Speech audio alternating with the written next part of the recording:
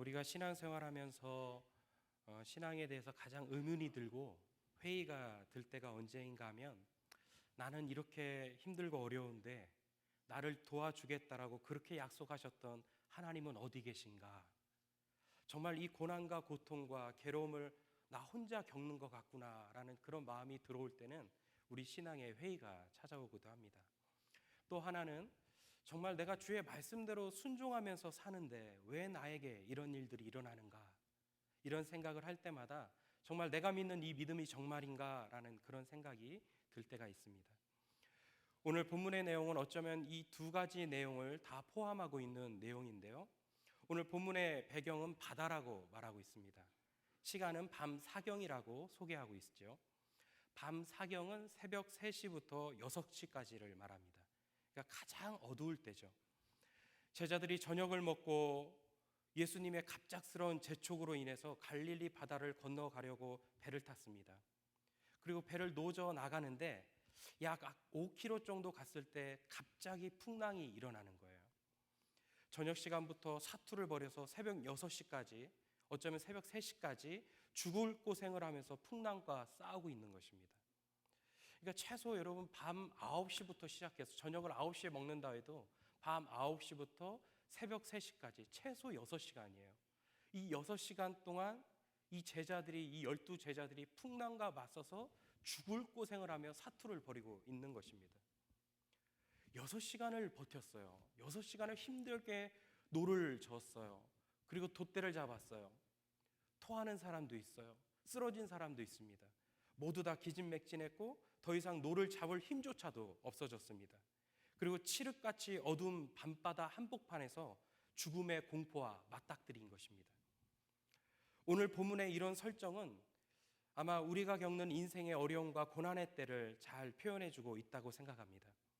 바다 위를 항해하고 있다는 것, 그것이 육지 같으면 어디든지 도망갈 수 있지만, 바다는 배가 파손되면 더 이상 갈 수가 없습니다. 거기가 바로 무덤이 되고 마는 것이죠. 게다가 세찬 바람이 불면 인생의 방향도 내 의도하지 않는 곳으로 흘러가게 됩니다. 밤 사경이라는 것은 우리 인생의 모든 노력이 다 빠져나가서 기진맥진해서 더 이상의 노력이 무의미한 시간이 바로 밤 사경인 것이죠. 환경이 어려우면 우리에게 힘이라도 있어야 하고, 우리가 힘이 없다면 환경이라도 도움이 되어야 되는데, 바람은 세차게 불고 힘도 다 빠졌고 모두 다 지쳐서 움직일 힘조차 없을 지경인 것입니다. 여러분, 우리가 살다 보면 이런 인생의 풍랑과 인생의 밤 사경의 시간을 맞이할 때가 있다라는 것이죠. 여러분, 밤 사경을 맞이하면 내 인생에 내 노력이, 그 어떤 노력도 다 무의미한 것인 것입니다. 더욱이 이 제자들의 이 어려움은 제자들의 계획이 아니었습니다. 순전히 예수님께서 바다를 건너가라 하셔서 그 말씀에 순종해서 건너가려고 했을 뿐인 것이죠. 요나처럼 불순종해서 풍랑을 만난 것이 아니라 순종했음에도 불구하고 이 풍랑을 만난 것입니다. 우리가 이런 어려움을 만나게 되면 의문을 갖고 때로는 신앙의 회의가 찾아오기도 합니다. 왜 내 삶이 왜 이럴까? 성경의 그 무수한 곳에서 하나님은 돕겠다, 내가 너를 돕겠다 하는데 왜 나는 안 도우시나? 이런 생각이 들면서 신앙의 생명력을 잃어버리게 되고, 생명력을 잃어버리면 본질에서 초점을 맞추지 못하고 다른 것이 우리 시선 안에 들어오면서 신앙의 깊은 회의에 빠져들 때가 있다는 것입니다. 왜 제자들에게 이런 고난이 임했을까요? 어쩌면 이 질문은 내 삶 속에 이런 어려움이 왜 있을까라는 이런 질문에 같은 해답을 얻을 수 있을 것 같습니다. 무엇보다 예수님은 제자들이 제자다운 삶을 살아가면서 하나님 나라의 완성을 위해, 복음 사역을 위해 자신의 삶을 내어드리고 자신이 갖는 사명을 온전히 완수하기를 바라셨습니다. 예수님의 이 제자의 길이라는 것은 화려함도 편안함도 안락함도 아닙니다. 제자라 한다는 것은, 제자라 함은 예수님이 가셨던 예수님의 발자취를 따라 그 십자가의 길, 그 고난의 길을 마다하지 않고 묵묵히 걸어가면서 자신의 사명을 완수하는 사람입니다. 거기에는 빛도 없고 영광도 없습니다. 하지만 예수님의 제자이기에 그 예수님이 걸었던 그 십자가의 길을 나도 건너가는 것, 이것이 바로 제자의 길이고 제자의 인생인 것입니다. 그런데 오늘 본문에 나오는 예수님의 제자들은 그렇지 않았다라는 것이죠. 오늘 본문 배경 바로 전에 있었던 사건은 오병이어의 기적의 사건입니다. 남자만 5천 명이 그 어린아이의 보리떡 5개와 물고기 2마리를 가지고 어쩌면 그 몇몇 명이 수많은 군중들이 다 배불리 먹고도 나머지가 있었던 그런 놀라운 기적이었습니다.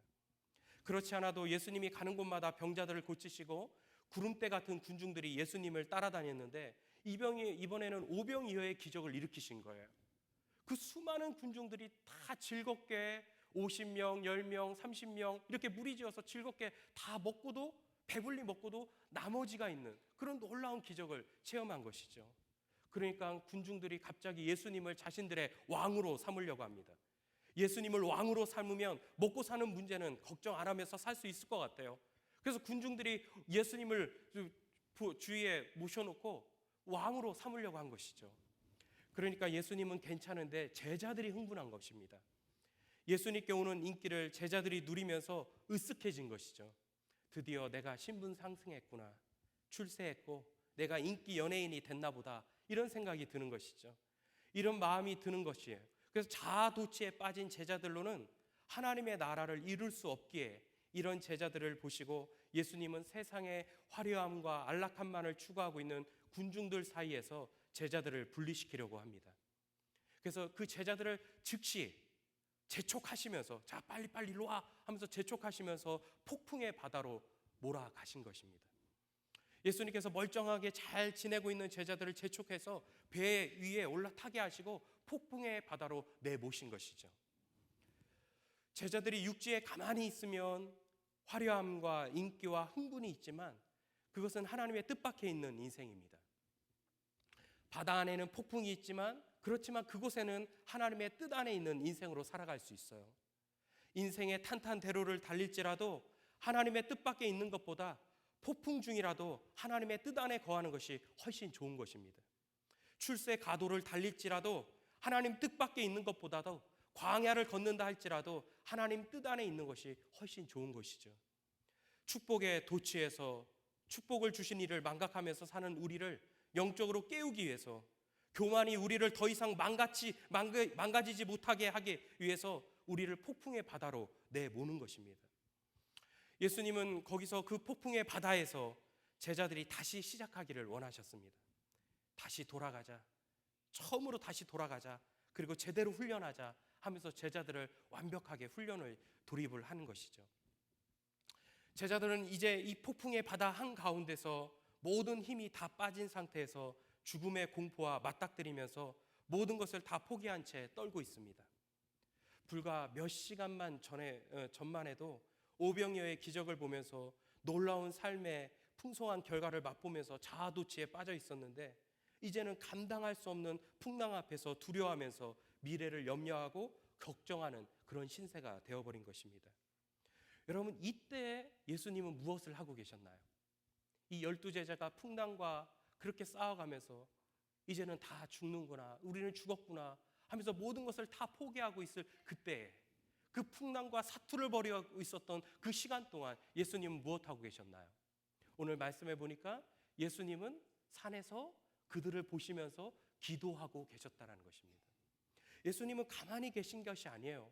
오늘 말씀의 병행 구절인 마가복음에 보면 예수님이 그 광경을 다 보고 계셨다는 거예요. 제자들이 그 사투를 벌이고 있는 그 광경을 다 보고 계셨다는 거예요. 그리고 보시면서 어떻게 하셨나요? 그들을 위해서 기도하고 계신 것이죠. 여러분, 우리가 고난당하고 있을 때 여러분 예수님이 가만 계시는 것이 아닙니다. 마치 제자들이 여러분 저녁 식사 후에 배를 탔으니까 이들이 꼬박 6시간 이상을 폭풍에 시달리고 있는 것이죠. 저녁 든든히 잘 먹고 6시간 이상 풍랑이는 바다에 시달리니까 어떻게 됐겠어요? 먹는 거 다 토해내는 거예요. 말도 못하는 고통을 당하는 것이죠. 그럴 때 예수님은 아무것도 안 하고 계신 것이 아니라 제자들의 어려움을 다 보고 계셨고 기도하고 계셨다는 것입니다.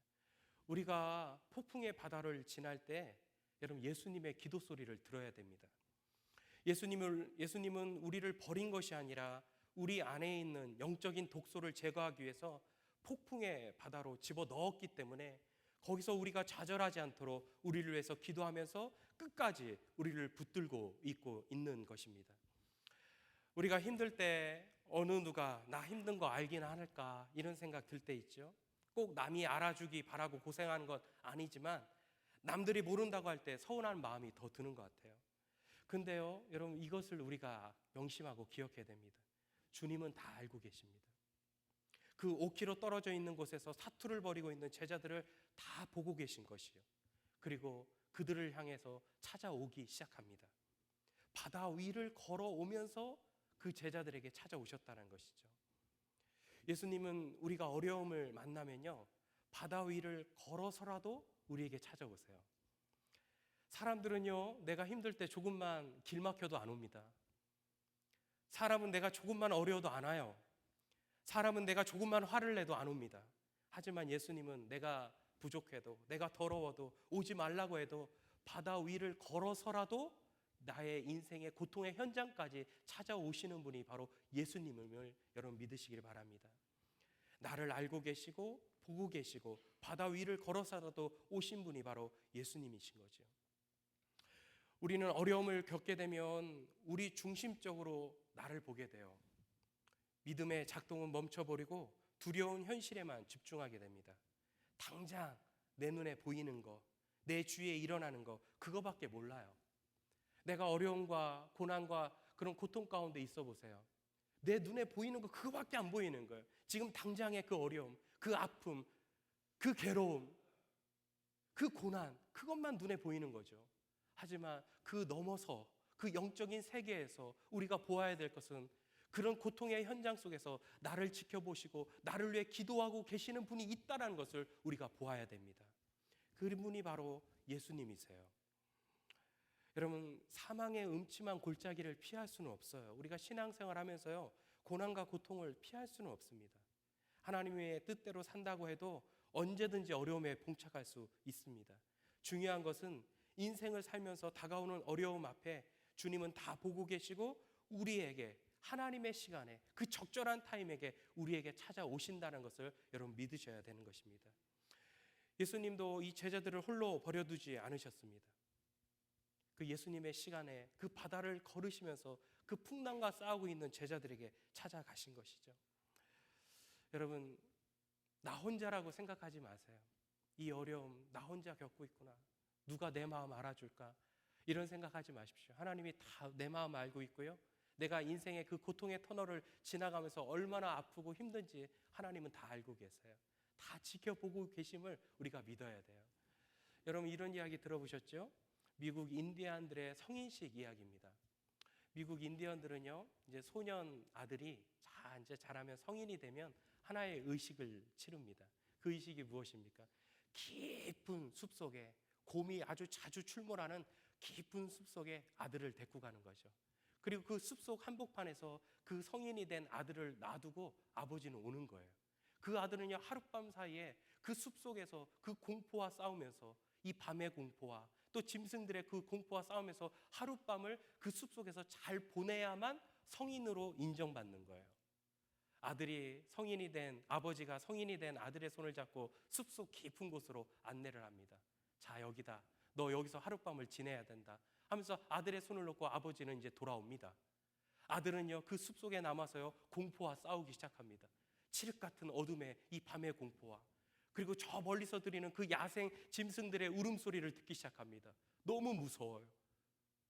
너무 숨도 못 쉴 것 같은 그런 공포가 그 아들에게 찾아옵니다. 근데 어느 순간에 번뜩이는 게 보여요. 누군가 봤더니 사람이 아니에요. 곰이에요. 드디어 곰이 나타난 거예요. 그 집채만한 그 큰 곰이 자신을 향해서 슬금슬금 걸어오는 것이죠. 아들은 생각합니다. 난 이제 여기서 죽었구나. 내 인생은 여기서 끝이구나. 근데 갑자기 곰이 자신에게 다가오기 시작하더니 갑자기 어느 순간에 반대 방향으로 이 곰이 도망가기 시작합니다. 왜 그럴까? 아들은 이유를 몰라요. 그리고 그 공포와 싸우면서 하룻밤을 지내고 나왔습니다. 그때 다 밤이 지나고 났을 때 이 아들은 깨달은 거죠. 내가 곰과 싸워서 이긴 것이 아니라 어떻게 된 거예요? 아버지가 지부에 돌아가신 것이 아니라 저 아들의 멀리 서서 아들에게 다가오는 곰을 향해서 큰 화살을 들고 활시위를 당기고 있었던 거예요. 무서운 눈으로 곰을 노려보면서 내 아들에게 한 발짝이라도 더 다가와 봐라. 그럼 내가 이 화살을 당기라 놓겠다 하면서 으르렁거리는 눈빛으로 곰을 쏘아보고 있었던 것이죠. 곰이 아버지를 보고 무서워서 도망간 거예요. 아들이 혼자였습니까? 아니에요. 아들을 지켜보고 있는 아버지의 눈이 있었어요. 여러분, 이것은요 마치 우리의 인생과도 똑같습니다. 나 혼자가 아니에요. 이 칠흑 같은 이 인생의 밤 사경 속에 헤매고 있는 내가 혼자 있다는 것이 아니라는 것이죠. 여러분, 인생의 밤 사경을 맞이하셨나요? 인생의 풍랑을 맞이하셨나요? 여러분, 그런 나의 모습을 하나님은 다 보고 계시고 그런 나를 위해서 또한 기도하고 계시는 것입니다. 어쩌면 여러분, 우리가 위험에 더 처해 있을 때 하나님의 시선은요 더 나와 가까이에 있음을 아셔야 돼요. 저도 가끔 올 여름에도 우리 아이들 데리고 계곡에 한번 갔었는데요, 계곡이 위험하잖아요. 근데 아이들을 풀어놓는 거죠. 그런 위험한 계곡에 왜 아이들을 데리고 가십니까? 그렇게 위험하다고 계곡에 안 데리고 가면 우리 아이들은 평생 계곡에 대해서 알지를 못하잖아요. 그래서 계곡에 대해 또 알려야 되잖아요. 그래도 위험해도 계곡에 풀어놓는 거예요. 그리고 저는 아이들이 놀게 하고 저는 제 일을 합니다. 근데요, 우리 아이들이 점점 계곡의 그 깊은 곳으로 들어가려고 한다면 제가 어떻게 할까요? 제가 딴 핸드폰을 보고 있다도 제 시선이 이제 우리 아이들을 더 향하고 있는 거죠. 더 깊은 곳으로 들어가면 어떻게 돼요? 제 엉덩이가 일어나는 거예요. 그리고 제 시선은 더 우리 아이들에게 고정이 됩니다. 더 깊은 곳으로 들어가면 이제 나도 따라 들어가는 거죠. 너희들 빨리 나오라고.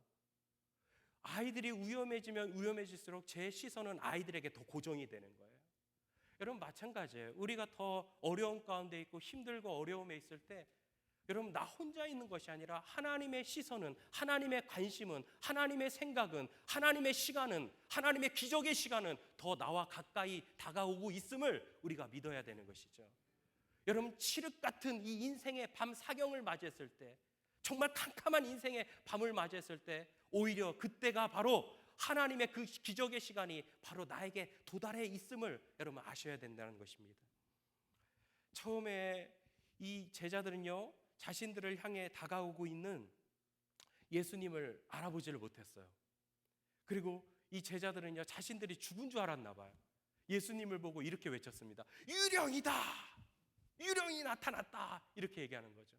처음 본 기적이에요. 누가 사람이 바다 위를, 물 위를 걸을 거라고 누가 생각을 했겠어요? 근데 어느 누군가 물 위로 해서 자신들을 향해 걸어오고 있는 거예요. 그러니 제자들은 어떻게 해요? 그게 귀신인 줄 아는 거예요. 유령인 줄 알고요. 그리고 유령이라고 외친 것이죠. 여러분, 어떻게 보면요, 우리가 너무 풍랑에 지쳐 있으면 예수님을 보지를 못해요. 하나님을 보지를 못합니다. 믿음으로 사로잡혀 있어야 예수님이 보여 있는데 너무 풍랑에 지쳐 있으니까, 너무 고난에 힘들어하고 있으니까 예수님을 알아보지 못하고 유령이라고 외친 것입니다. 여러분, 왜 유령이라고 또 외쳤을까요? 오늘 말씀의 병행 구절인 마가복음에 보면요, 제자들의 마음이 굳어졌기 때문이다 이렇게 말씀하고 있습니다. 여러분, 너무 고난에 닥쳐 있으면요 마음이 굳어져요. 마음이 딱딱해졌다는 거예요. 마음이 딱딱해졌다는 거예요. 이것은 뭐예요? 영적인 센스가 없어졌다는 거예요. 영적인 민감성이 사라졌다는 거예요. 너무 고난을 오랫동안 겪고 있는 분들 보면요 정말 마음이 굳어질 대로 굳어져 있더라고요. 그리고 영적인 것들을 다 잃어버릴 때가 많아요. 여러분, 그때일수록 더 믿음을 가지셔야 되는 거죠. 영적으로 민감하게 반응을 보이셔야 되는 거죠. 영적인 센스를 기르셔야 되는 거예요. 영적으로 너무 둔감해져 있는 이 제자들에게 예수님은 이렇게 말씀하십니다. 안심하라. 나니 두려워하지 말라. 안심하라. 너희들 아무 걱정하지 마라. 나니, 내니, 내가 예수니, 너희들은 두려워하지 말라. 이렇게 얘기하는 것입니다. 여러분, 여기서 나니라는 표현은 에고에임이라는 표현인데 이 표현은 이런 뜻입니다. 나는 스스로 있는 자이니, 나는 스스로 있는 자이니 너희는 안심하고 두려워하지 말라 이렇게 말씀하는 것이죠. 여러분, 스스로 있는 자, 이게 무슨 뜻입니까? 이 표현이 어디에 썼었죠? 출애굽기의 말씀을 보면 모세가 하나님께 묻습니다. 내가 저들에게 가서, 저 애굽 사람들에게 가서 하나님을 누구라고 말할까요? 그랬더니 하나님이 뭐라고 말씀하십니까? 나는 여호와니 스스로 있는 자이다 이렇게 말씀하십니다. 여러분, 스스로 있는 자, 이것이 무슨 표현입니까? 무슨 뜻입니까? 나는 누구에 의해서 창조된 존재가 아니라는 것이에요. 바로 내가 바로 이 만물을 지은 창조주라는 것을 말해주는 것입니다. 그래서 여호와라는 것은요, 내가 곧 창조주이다라는 뜻이에요. 근데 이 표현을 바로 예수님이 쓰고 계시는 거예요. 내가 창조주이니, 나는 스스로 있는 자이니, 내가 이 풍랑을, 이 바다를, 이 바람을 내가 만드는 이 우주 만물을 내가 만든 내가 창조주이니 너희는 안심하고 두려워하지 말라, 이렇게 말씀하고 있는 것이죠. 예수님께서 제자들에게 내가 이 바다를, 이 바람을, 이 세상을 창조하니 두려워하지 말라, 이렇게 말씀하신 것은요, 바로 예수님의 신성을 제자들에게 보여주는 것입니다. 너희들과 동고동락하고 있는 내가 비록 육신의 몸을 입고 있지만 내가 바로 곧 창조주 하나님이다, 내가 곧 하나님이다 라는 것을 제자들에게 알려주고 깨닫게 하기 위한 것입니다. 아무리 여러분 우리 인생의 풍랑이 심하고 큰 어려움이 와도 도저히 일어설 힘조차 없다 할지라도 여러분, 우리를 건져주시고 우리에게 다가와서 안심하라고, 두려워하지 말라고 외치시는 이 창조주 음성을 여러분 들으시기를 바랍니다. 여러분, 이 말씀이 우리 안에서 깨달아져야 돼요. 하나님은요, 우리에게 이렇게 말씀하시는 거예요. 내가 창조주이니, 내가 너를 만들었고, 이 바람도, 이 풍랑도, 이 밤 사경도, 해와 달도, 이 바다도, 물도, 이 모든 것을 다 만든 나니까, 내가 창조주이니까 너는 안심하고 두려워하지 말라, 이렇게 말씀하시는 거죠. 나를 지으신 그 하나님이 내 아픔을 다 아세요. 내 어려움을 다 아세요. 그 하나님이 오늘도 여러분에게 이렇게 말씀하고 계십니다. 혹여라도 여러분 안에 인생의 밤 사경을 맞이하고 계신 분이 계십니까? 인생의 풍랑을 맞이해서 일어설 힘조차도 없는 분이 계세요? 그런 분에게 하나님은 오늘 말씀에 이렇게 여러분에게 말씀하고 있는 것입니다. 내가 너를 만들었고 이 우주 만물을 만든 창조주이니 너는 안심하고 두려워하지 말라. 너는 안심해야 돼. 두려워하지 마. 내가 너와 함께 있으니 너는 아무것도 걱정하지 말라, 이렇게 말씀하고 있는 것입니다. 여러분, 이런 창조주의 음성을 듣고 모든 걱정과 근심을 떨쳐내는 우리가 모두가 되기를 주의 이름으로 축원합니다. 이런 베드로가 바다 위를 걸을 때 잡은 그 손이 누구의 손이에요? 바로 창조주 하나님의 손이라는 것이죠. 그래서 어떤 상황 속에서도 우리가 안심할 수 있는 것입니다. 그런데 그때 다른 제자들은 안도의 한숨을 쉬는 반면에 이 베드로는요, 예수님에게 뜻밖의 요청을 합니다. 주여, 만일 당신이 주님이거든 나를 명하여서 물 위를 걷게 하소서, 이런 뜻밖의 요청을 해요. 정말 너무 뜻밖인 요청이에요. 나머지 11 제자들은요, 그 배에서 이제 일어설 힘조차도 없어서 그냥 웅크리고 앉아만 있어요. 그냥 두렵고 떨고만 있어요. 예수님이라는 소리를 듣고 그냥 안심만 하고 있어요. 근데 그런 상황 속에서 이 베드로는요, 뜻밖의 요청을 하는 거예요. 믿음의 요청을 하는 거예요. 만일 당신이 주님이거든, 정말로 당신이 말한 것처럼 창조주 하나님이거든, 나를 명하여서 물 위를 걷게 하옵소서. 그때 예수님께서 뭐라고 말씀하시나요? 오라, 나에게로 오라, 배 밖으로 나와서 물 위를 걸으라, 이렇게 말씀하시는 거죠. 여러분, 여기서요, 우리가 베드로의 믿음에 주목해 볼 필요가 있습니다. 다른 11 제자는 배 안에서 웅크리고 있어요. 근데 베드로는 물 위를 걷겠다는 것입니다. 그리고 예수님 있는 곳으로 나가기를 시작합니다. 여러분, 한번 좀 생각해 보십시오. 지금 상황에서 배 안에서 웅크려 있는 11명의 제자가 안전합니까? 아니면 풍랑이는 바다 위를 예수님과 함께 손잡고 걷고 있는 베드로가 안전합니까? 어느 누가 안전해 보이세요? 세상 사람들은 배 안이 안전하다고 말할 것입니다. 근데 믿음의 눈으로 한번 보십시오. 배 안이 안전한 것이 아니라 예수님과 손잡고 바다 위를 걸으면 거기는 그냥 양탄자같이 걷게 되는 거예요. 어디가 안전함을 우리가 알아야 돼요. 여러분, 세상 어디가 안전합니까? 우리가 생각하는 안전지대는요, 다 구멍이 뚫려 있어요. 거기가 안전지대가 아니에요, 여러분. 여기서 말하는 배라는 것은 무엇이죠? 어쩌면 우리 인생에서 우리를 안전하게 지켜줄 것이라고 생각하는 그 어떤 것들이죠. 어떤 사람은 다니고 있는 직장이 배예요. 그 사람 배이죠. 우리의 집, 친구들, 우리의 나라, 이 시대의 가치관과 문화가 그어버린 그 모든 생각의 한계, 그게 다 우리의 인생의 배예요. 그 배 안에만 있으면 안전할 거라고 생각해요. 그래서 그 배 밖으로 나오려고 하지를 않는 거예요. 그 배 안에는 예수님이 없음에도 불구하고 내가 만들어 놓은 그 배 안에서 나는 안전하다, 안전하다라고 외치고 있는 것이죠. 하지만 거기가 불안한 것입니다. 어디가 안전해요? 풍랑은 일지만, 파도는 치지만 예수님과 손을 붙잡고 그 바다 위를 걷는 게, 그 현장이, 그 바다 위가 더 안전한 곳임을 여러분 아셔야 되는 것입니다. 인생이 조금만 힘들어지면 주님이 부르셔도 나가는 것을 포기하고 재빨리 돌아와 우리를 숨기려 하고 안주하려고 하는 현실의 배 안에서 우리는요 다 그 안에 있기를 바라고 있다는 것입니다. 우리가 예수님도 계시지 않는 우리 인생의 배 안에 너무 웅크리고 앉아 있으면 걱정과 근심만 할 때가 너무나 많아요. 여러분, 너무 근심하고 염려하고 있을 때는요 때로는 믿음을 가지고 내 인생의 배 밖으로 나갈 필요가 있어요. 그리고 당당히 믿음을 가지고 물 위를 걷는 것도 중요합니다. 얼마 전 이런 설문조사가 있어서 인터넷에 화제가 됐더라고요. 죽을 때 가장 후회하는 것들이 무엇인가? 그래서 질문을 딱 뽑았는데 10가지를 최종적으로 통계를 냈어요. 1위가 뭔지 아세요? 사람이 죽을 때 가장 후회하는 거. 1위가 뭘까요? 제가 본 그 기사에 보니까요 1위는 그거더라고요. 왜 이렇게 염려하고 걱정하며 살았을까? 이런 거래요. 참 인생 살다 보면 다 살고 나면 별거 아닌데, 다 사는데 그렇게 염려하고 걱정하고 안고 살아도 다 사는데 뭘 그렇게 염려하고 걱정하고 불안하고 근심하면서 내가 살았을까? 왜 이렇게 염려하는데 시간 다 보내면서 내가 살았을까? 그것을 가장 후회 많이 한다는 거예요. 여러분, 내 인생의 그런 풍랑 속에서 여러분 근심하고 있으세요? 염려하고 계세요? 그때 믿음을 가지고요 주님 앞에 이렇게 요청하셔야 돼요. 주여, 창조주 하나님이시라면 나를 명하여서 내가 물 밖으로 나가 걷게 하여 주옵소서.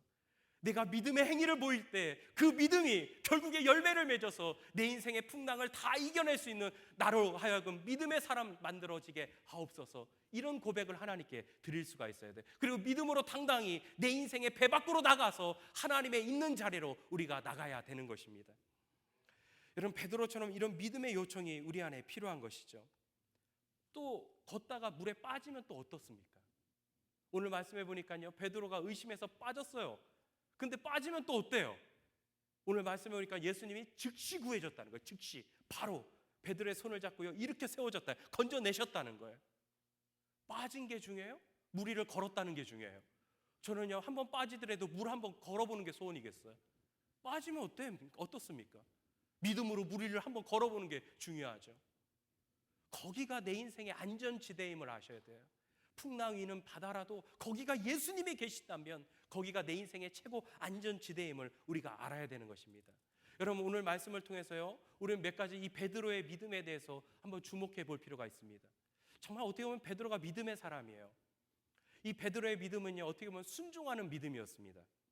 베드로의 요청을 한번 보십시오. 주여, 나를 명하사 물 위로 오라 하소서. 그랬을 때 예수님께서 뭐라고 말씀하십니까? 오라 하시니 베드로가 배에서 내려 물 위로 걸어서 예수께로 가되, 이렇게 말씀하고 있습니다. 자, 오라 하소서 했더니 예수님께서 뭐라고 말씀하셨어요? 오라고 하니까 베드로가 그 예수님의 말씀에 순종해서 간 거죠. 그냥 제가 한번 가보겠습니다 해서 갔나요? 아니에요. 오라고 하시면 제가 가보겠습니다. 그래서 오라고 하니까 그 말씀에 순종해서 간 거예요. 여러분, 믿음이라는 것은요 반드시 하나님 말씀에 순종하는 것이 바로 믿음입니다. 여러분, 믿음은요 단순한 모험 심리가 아니에요. 무모한 스타가 되고자 하는 거, 이게 바로 믿음이 아니라는 거예요. 자기 주도적으로 어떤 기적을 만들려고 하는 거, 이게 믿음이 아닙니다. 여러분, 주께서 원하신다면, 기쁘게 여기신다면 제가 한번 해보겠습니다. 그래? 그럼 한번 해봐. 해보라고 하셨기 때문에 제가 해보겠습니다. 그럴 때 기적이 일어나는 거죠. 그럴 때 사건이 벌어지는 거예요. 그때 축복으로 바뀌어지는 거예요. 여러분, 믿음은 무엇이라고요? 순종하는 거예요. 어쩌면 여러분 이 말씀 때문에요 제가 또 여러 번 간증을 들어본 적 있어요. 우리나라 아주 대형교회 어떤 장로님도요 실제로 해봤다는 거예요. 베드로도 한번 걸었는데 저도 한번 믿음을 가지고 한번 걸어보겠습니다. 여러분 이 말씀을 정말로 믿었고 여러분 정말 믿었어요. 정말 확실히 믿었어요. 베드로가 무리를 걷는다는 거 제가 정말 믿었습니다. 저도 걸을 것을 믿습니다 하고 여러분 당장 무리를 한번 걸어보십시오. 어떻게 될까요? 빠집니다. 무조건 빠집니다. 여러분 베드로가 왜 무리를 걸을 수 있었을까요? 오라고 하셨기 때문에. 여러분은 오라고 하지 않으셨잖아요. 여러분에게 어느 순간에 하나님께서 무리를 걸어서 나에게로 오라 하신 적이 있으신가요? 그런 음성을 들었다면 걸으셔야죠. 근데 어느 누구도 베드로 외에 그런 음성을 들려주신 사람이 없어요. 베드로는 오라고 했기 때문에 간 거예요. 여러분 믿음은 무엇이요? 내가 기적을 만들어 자기 위주의 믿음은 아니에요. 그건 객기예요, 객기. 믿음은요 그냥 하나님이 말씀하신 그대로 순종하며 나가는 게 믿음이에요. 그럴 때 기적이 일어나는 거예요. 하나님의 말씀을 그대로 따르고 순종하고 나갈 때 그 순종이 역사를 만드는 것이죠. 여러분 이 말씀에 순종이 없이 믿는 거 여러분 착각하지 마세요. 그것은 여러분의 신념입니다. 여러분의 생각이고 여러분의 고집이에요. 말씀에 대한 전혀 순종이 없어요. 근데 나는 믿어. 이거 여러분 순종이에요. 아니, 신념이에요. 여러분 생각이고요. 여러분 고집입니다. 그걸 누가 믿음이라고 합니까?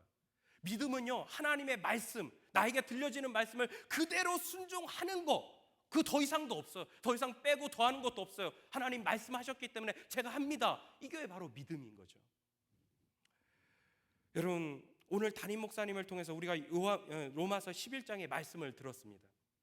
우리가 예수님과 젖붙임을 통해서 구원받았는데 젖붙임을 통해서 구원받는 우리가 해야 될 것은 무엇입니까? 겸손하래요. 그리고 하나님의 인자하심과 준엄하심 안에 머물러 있으래요. 여러분 예수님과 젖붙임을 통해 여러분 구원받으셨죠? 그럼 여러분이 해야 될 게 뭐죠? 오늘 말씀이 우리에게 들려졌잖아요. 어떤 말씀이 들려졌어요? 겸손하래요. 그리고 하나님의 인자하심과 하나님의 준엄하심 안에 항상 머물러 있으래요. 그 말씀 들었다면 믿음은 뭐예요? 그 말씀에 순종하는 거예요. 하나님 제가 겸손하겠습니다. 구원받은 제가 하나님의 인자하심과 준엄하심 안에 머물러 있겠습니다. 주님께서 말씀하셨기에 제가 순종하겠습니다. 이게 여러분의 믿음이에요. 그럴 때 여러분의 이 젖붙임의 능력이 더 나타나는 거예요. 순종이 전혀 없어요. 말씀에 대한 순종이 전혀 없이 나는 믿었다는 거예요. 나는 확실히 믿었다는 거예요. 여러분의 고집입니다. 믿음이라고 안 해요. 고집이에요. 여러분 성경을요 구원의 드라마라고 얘기합니다. 이 성경을요 창세기부터 요한계시록까지 드라마라고 표현해요. 여러분 드라마 보셨어요? 드라마 보면요 촬영할 때 이런 게 있어요. 드라마 용어 중에 촬영할 때 NG라는 말이 있어요. NG가 뭐죠? No good. 예. 근데 NG가 안 나고 잘하면 연기자들이 막 주연 배우가 잘하면 어떻게 되죠? very good 이렇게 얘기하는 거예요. 감독이. 여러분 우리가 이게 구원의 드라마거든요. 우리 인생의 드라마를 우리가 써 내려갈 때도요 하나님이 감독이시거든요. 우리는 누구예요? 내 인생의 드라마에서 주연 배우예요. 내가 주연 배우예요. 여러분 주연 배우는 연기를 어떻게 해야 돼요? 잘해야 돼요. 연기를 잘하는 건요 순종하는 거예요. 하나님이 어떤 말씀에도 내가 순종할 때 연기가 잘 되는 거죠. 그럴 때 하나님께서 우리를 향해서 어떻게 해요? very good 이렇게 얘기하는 거예요. 근데 내가 불순종하면 어떻게 돼요? no good, NG 다시 처음부터 다시 또 불순종해요. NG 다시 하는 거 계속 다시 찍는 거예요. 그러다 결국 안 되면 어떻게 됩니까? 축복의 촛대를 옮겨가시는 거예요. 여러분 우리가 내 인생의 드라마를 써 내려갈 때 무엇보다도 중요한 게 하나님 말씀에 순종하는 거예요. 그 순종을 통해서 우리 믿음을 하나님께 보여드리는 거죠. 이 순종의 믿음이 우리 안에 있을 때 어떻게 해요? 모든 인생의 풍랑은 사라지고 내 인생의 밤 사형이 사라질 것을 여러분 믿으시길 바랍니다. 여러분 우리가요 믿음이라는 건 바로 순종임을 우리가 아셔야 됩니다. 또 두 번째로 이 베드로의 믿음은요 신뢰하는 믿음이었어요. 예수님이 오라는 거예요. 근데 여러분 예수님의 말씀이니까 내가 배 밖으로 나가지. 야 아무나 오라고 해서 내가 나갑니까? 여러분 배에 있어요? 제가 권사님 일로 오세요. 그럼 여러분 오시겠어요? 예수님이니까 오죠. 예수님이니까 신뢰하고 오는 거지. 제가 오라고 하면 오겠어요? 사람이 오라고 하면 오겠어요? 예수님께서 오라고 하는 거예요. 베드로는 믿었어요. 예수님을 전적으로 신뢰했습니다. 믿음이라는 건 신뢰하는 거예요. 예수님과 그런 가까운 관계를 맺는 것이죠. 여러분 신뢰하는 믿음이라는 것은요 단순히 지식적인 그런 믿음이 아니에요. 야고보서에 이런 말씀이 있어요. 네가 하나님이 한 분이심을 믿느냐? 잘하는도다. 귀신들도 믿고 떠느니라. 여러분, 귀신들도요, 하나님이 하나님임을 안다는 거예요. 믿다는 거예요. 귀신들도 하나님을 믿는데요. 근데 그 믿음은 진짜 믿음이 아니에요. 머리로만 아는 믿음이에요. 지식적인 믿음이에요. 이 믿음은 어떤 우리 삶 속의 축복도 기적도 만들어내지 못합니다. 진짜 하나님이 원하시는 믿음은 어떤 믿음이에요? 관계를 맺는 거예요. 관계를. 아주 친밀한 관계를 맺는 거예요. 하나님이 내 아버지가 되시고 나는 하나님의 자녀예요. 아버지와 이 자녀 사이에 끈끈한 그런 관계를 맺어가는 거죠.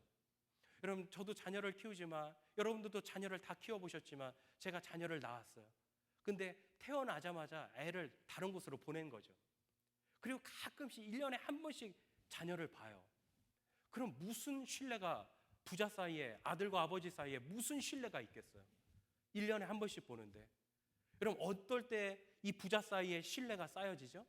내가 기저귀도 갈아주고 씻기고 먹이고, 얘가 재롱도 보여줘서 나는 웃고, 학교 보내주고, 유치원 갈 때 유치원 보내주고, 학교 보낼 때 학교 보내주고, 그러면서 서로 이야기 나누고 같이 밥도 먹고 같이 자고, 그러면서 관계가 맺어지면서 서로를 신뢰하는 거죠. 여러분, 믿음이라는 것은 무엇입니까? 하나님과의 이런 두터운 관계, 이 신뢰의 관계를 여러분 쌓아가셔야 돼요. 아무런 관계가 없어요. 하나님과 그냥 낯설어요. 이런 것이 우리 안에서 믿음을 만들어내지 못한다는 거예요. 그냥 단순히 하나님 알아요, 하나님 계시다는 거 알아요, 이게 믿음이 아니에요. 여러분, 오늘 이 예배를 통해서, 우리가 찬양을 통해서, 기도를 통해서 영적인 그런 관계, 이 두터운 신뢰의 관계를 여러분 우리가 쌓아 나가셔야 돼요. 그럴 때, 그런 믿음이 있을 때 우리가 우리 인생의 바다를 건너갈 수 있게 되는 것입니다. 가끔 그럴 때요, 이런 신뢰적인 믿음이 있을 때 의심이 찾아올 수 있어요. 그래서 베드로처럼 물에 빠질 때도 있죠. 하지만 여러분, 물에 빠지면 어떻습니까? 주님이 다시 한번 건져 주시는데요. 이 베드로도 물에 빠졌어요. 그때 예수님께서 베드로에게 이렇게 말씀하셨습니다. 왜 의심하느냐? 믿음이 적은 자야, 왜 의심하느냐? 이렇게 말씀하세요. 의심한다는 건 마음이 나눠진다는 거예요. 여러분, 그래도 가만 보면요, 믿음이 적은 게 나아요. 배 안에 있는 11 제자들은요, 어떤 거예요? 믿음이 아예 없는 거예요. 근데 베드로는 어때요? 믿음이 그래도 있는 거예요. 믿음이 적을 뿐이지 믿음이 있는 거예요. 믿음이 아예 없는 게 나아요? 믿음이 적은 게 나아요? 믿음이 적은 게 나아요. 그래도 물에 빠졌다 할지라도 건져주시는 거예요. 그리고 베드로는 큰 교훈을 얻었어요. 아, 의심하면 빠지는구나. 의심하면 그 바다를 걷다가도, 내 인생의 그 바다 위를 걸어가더라도 의심하면 빠지는구나. 아주 중요한 교훈을 얻었어요. 그것을 통해서 믿음이 성숙된 거예요. 중요한 것은 무엇이죠? 하나님을 신뢰했다는 거예요. 예수님을, 베드로가 예수님을 신뢰했다는 것이죠. 그런 신뢰하는 믿음을 통해서 바다 위를 걸었다는 거예요. 그랬을 때 때로는 의심 때문에 넘어진 한이 있다 할지라도 그것을 통해서 더 성숙해져 나가는 계기가 되는 것입니다. 여러분, 이 베드로의 두 가지의 믿음을 꼭 기억하십시오. 말씀에 순종하는 것이 믿음입니다. 그리고 하나님과의 그런 친밀한 관계 속에서 그런 훌륭한 믿음이 나온다는 것을 여러분 기억하셔야 됩니다. 여러분, 말씀을 마칩니다. 이 1990년대 미국 시카고 필그림 침례교회에서 이 찬양 인도하는 타미 도르시라는 분이 있었어요. 이 재즈 피아니스트인데 아주 음악을 잘하는 분이에요. 어느 날 집회 이 찬양 인도를 열심히 하고 있는데 하나의 집에서 전보가 옵니다. 지금 당신 아내가, 임신 9개월인 당신 아내가 아주 위독합니다. 이런 전보를 받아요. 그리고 급한 마음에 이제 찬양 집회를 다 마치고 급하게 집으로 갑니다. 병원에 있었던 그 아내가요, 결국에 죽고 말아요. 뱃속에 태아도 죽고 맙니다. 이 타미 도르시가 그때부터요, 깊은 신앙의 회의에 빠지기 시작합니다. 교회도 안 나가요. 기도도 안 해요. 예배도 안 드려요. 하나님을 다 잃어버리고 살아요. 그리고 정신질환에 걸려서요, 우울증 약을 복용하기 시작합니다. 그 소리를 들었던 자기 절친한 친구, 초등학교 교사로 일했던 절친한 친구가 어느 날 이 타미 도로시를 자기 학교로 초대를 합니다. 친구야, 한번 우리 학교, 내가 근무하는 학교로 한번 와봐. 그때가 한겨울이었는데 눈 내리는 교정을 걸어가면서 이 친구가 일하는 교실로 들어가기 시작합니다. 근데 그 교실 한 벽판에 어떤 글귀 하나가 딱 적혀져 있는데, 그 글귀가 읽는 순간 이 타미 도로시 마음속에 그 글씨가 딱 마음속에 들어와요. 그 글씨가 뭐냐면 한 구절이에요. 주님이여 이 손을 꼭 잡고 가소서. 이 가사, 이 한 구절이에요. 근데 그 구절 한 구절이요 자기 마음속에 탁 박히는 거예요. 주님이여 이 손을 꼭 잡고 가소서. 그때 영감을 받아서 이 타미 도로시가 갑자기 풍금 위에, 교실 안에 있는 풍금 위에 앉더니 곡을 써가면서 이 찬송 가사를 가지고 찬양 한 곡을 만들어내요. 이 찬양이 뭘까요? 바로 이거죠. 주님이여 이 손을 꼭 잡고 가소서. 약하고 피곤한 이 몸을 폭풍 후 흑암 속 해치사 빛으로 손잡고 날 인도하소서. 2절 가사가 이거. 우리 한번 다 같이 한번 불러볼까요? 인생이 힘들고 고난이 겹칠 때 주님여 날 도와 주소서. 외치는 이 소리 귀 기울이시사 손잡고 날 인도하소서. 이 찬양을요 거기서 만들어내는 거예요. 가장 인생의 그 밤 사경 안에서, 그 인생의 풍랑이는 그 한복판에서요 이 위대한 찬양이 나온 것입니다. 여러분 기억하셔야 돼요. 힘들고 어려울 때 나 혼자가 아닙니다. 주님이 나를 보고 계세요. 여러분을 지켜보고 계세요. 그리고 여러분을 응원하고 계세요. 힘내라고, 기운 내라고, 다시 한번 일어서라고, 하나님의 자녀로 힘을 내라고, 화이팅 하라고 지금도 응원하고 계시는 하나님의 소리를 들으셔야 돼요. 그리고 그 음성 듣고 그 하나님의 손을 붙잡고 당당히 바다 위를 걸어가시는 우리 모두가 되기를 주의 이름으로 축원합니다. 기도하겠습니다.